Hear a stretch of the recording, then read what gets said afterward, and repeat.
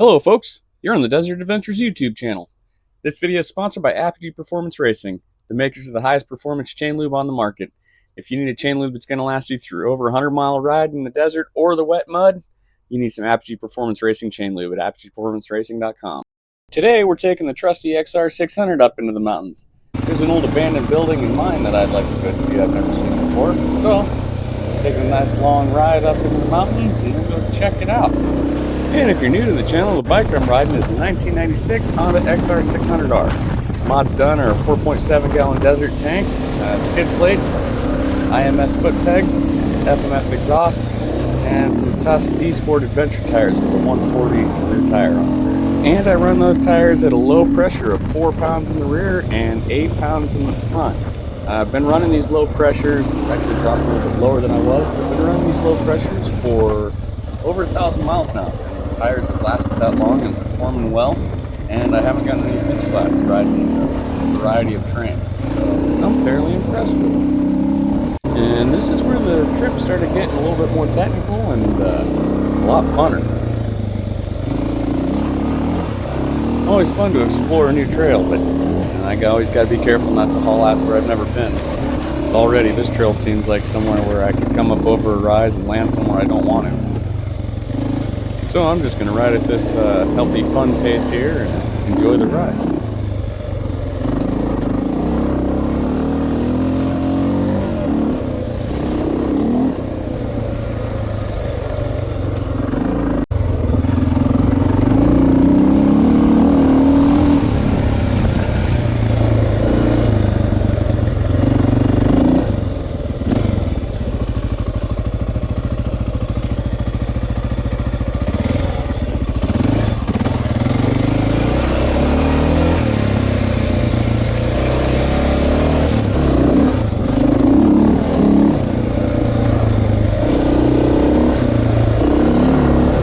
Here it started turning into some more rocky, chunky enduro terrain, which is pretty entertaining, especially on this big bike.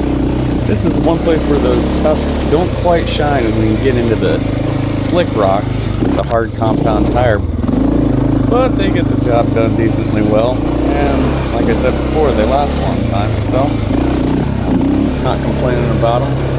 This is also where we started gaining a lot more elevation on the trail.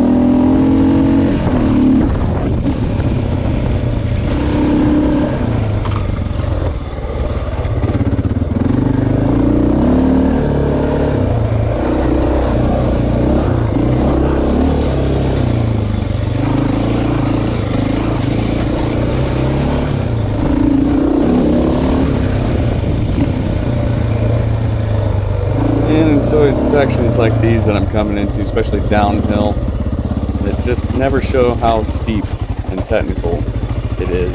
But still get an idea by watching how much the bike's bouncing over it. Some fun terrain.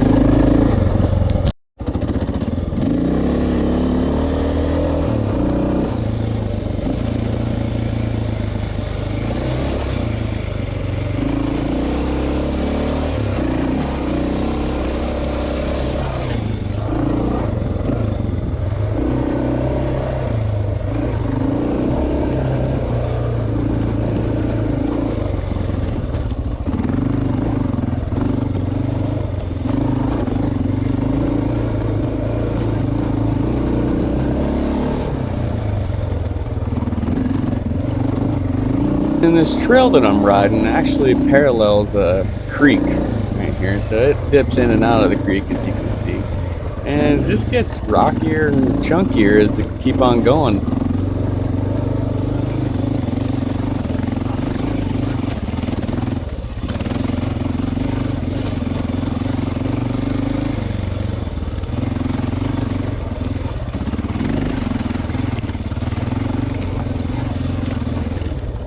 When you're riding this stuff, it's always smart to sometimes stop and pick a good route. But when you do, don't make the mistake of stopping and stalling your bike mid-route, because especially on an old XR like this, now you got to kickstart the damn thing and do the Honda dance. Find top dead center and then kick it. And hope there's not a rock under your starter.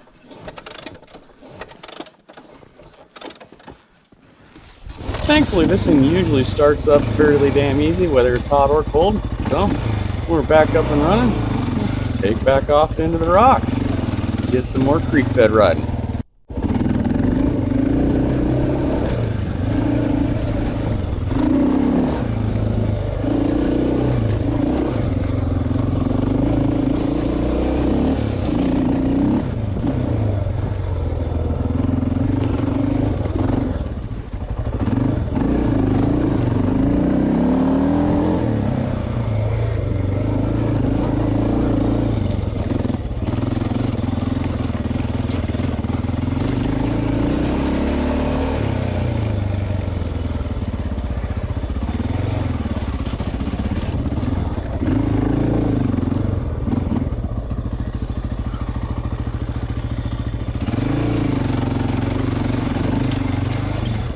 Not quite the course I wanted, so change direction. Up, and through that. I love how much low RPM torque this 600's got. That's why it actually shocked me when it stalled it during that prior rocky section. Must probably be just low RPM getting rich. I have climbed quite a bit in elevation since I left. And yeah, stock carbs don't adjust for elevation very well. Should have been revving the bike a touch more anyways through that rocky section.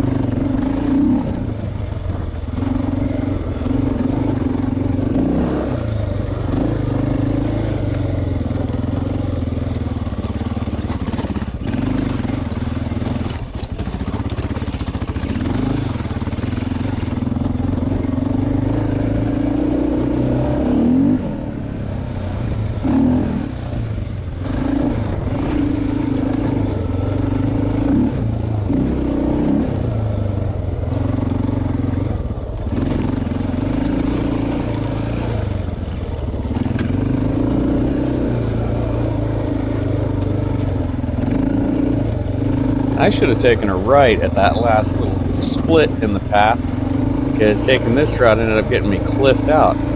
But it does give me a good chance to get a nice little shot of the bike here. I didn't realize it at the time, but right around the corner from where that wrong turn was my destination. Here is the abandoned mine and the abandoned building slash technically abandoned mansion at the time when it was built, around in the 1920s. So what I'm going to do right now is park the bike, find a good place to park it, and then walk around, go check some stuff out. And if you're ever out and about and you come across some abandoned stuff like this, or what looks to be abandoned, don't tear it up, don't vandalize it, don't lay graffiti there.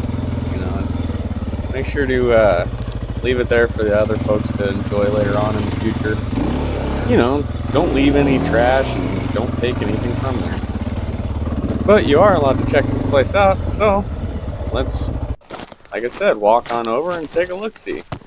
With the mine and buildings being built in the 1920s, it's quite impressive how well the buildings held up over time. Now, the building is completely constructed of concrete, reinforced concrete, so that does have a huge part to do with it. So let's take a quick walk in and check it out. The story on this place was that this building was considered a mansion, and it was used to attract investors as well as to be used as a bunkhouse for workers that were working in the mine. After the 1929 stock market crash and subsequent mines closing down during that time frame, this place became abandoned after being closed down, and this is what's left. Unfortunately, some people have torn it up pretty badly, but it's impressive that it's being held together this well. Walking out of the mansion here, I got a chance to see across the canyon. It's a good view of the mine, so I'm going to walk across this little wash and up the mountainside and see what's left of the mine. Try not to fall into any mine shafts. Looking at this pad, it looks as if this is where they used to have perhaps a motor for the mill. You can see those 4 posts down there. I just passed over. That's where they would normally set something like that. They pour that before the motors get here a lot of the time. Right here we got some prickly pear berries that are just ripe. I mean, those are perfect ripe. Perfect time to harvest them if I had a bag with me. I don't feel like throwing a bunch of cactus needles in my backpack today. So we'll skip that. Keep walking up this steep ass mountain.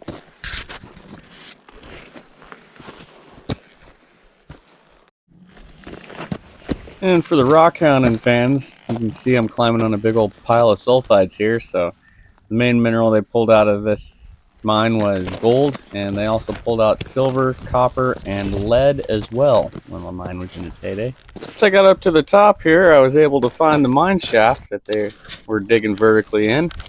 At least one of them that's left. I didn't see an adit down below, but anytime you come across a vertical mine shaft, gotta toss a rock in. And deeper than I want to fall into, but not as deep as other mines I've seen in the area. Beautiful views here, even from the bottom here. You can kind of see some of what's left of the buildings. But let's hop on the bike and head back down the mountain.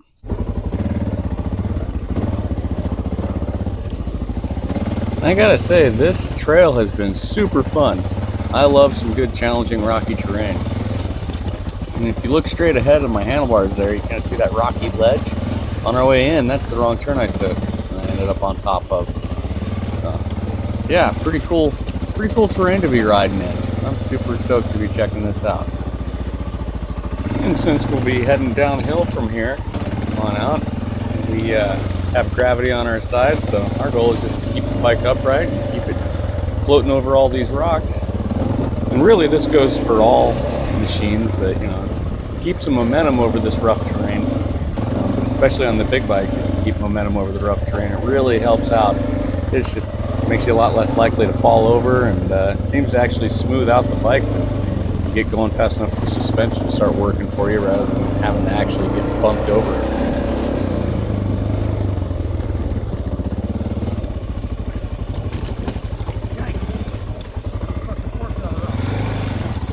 And right there you hear me bitching about my forks hitting the rocks.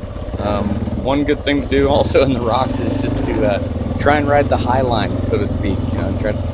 Don't get in the ruts and low in between all the rocks, especially with bikes like these older XRs with the Showa forks. The front forks hang way lower than the axles, so you're liable to drag the front forks into the rocks when you start getting them into some deep bad spots. So you hold up on top of the rocks rather than in the rocks, your forks don't hit stuff as much. At least that's the goal. One advantage I will give these conventional Showa forks over, newer upside down forks is when you do get them in the rocks, and let's say you drag the conventional Showa in the rocks, you're only dragging the bottom fork leg. So it ends up being not a big deal, just a scratch on your fork that you'd rather not be there. It's not going to affect it performance-wise. On an upside down fork, you get a scratch on that stanchion and it can cause a fork seal leak, and it can cause you to have a bad day. So, that's one way how these older XRs are actually just tougher than a lot of the newer bikes. Deal with a lot more abuse and still make it through. They also don't require a lot of maintenance. Change the oil every few 100 miles, adjust the valves every few 1,000 miles, check your tire pressures before each ride, and lube your chain before each ride. With Apogee Performance Racing chain lube, of course. And if you do that before each ride, it doesn't matter how long your ride is. If it's less than a fuel tank, even on one of these big desert tanks, you're good to go do it on one chain lube without worrying about the chain getting all kinked up or messed up. So it's worth checking them out. I'll leave a link in the description below. So just like in my other videos that you've seen, or if this is your first time watching, I like to leave a few minutes of just raw riding footage at the end of each video. So enjoy the raw footage, and thanks for watching.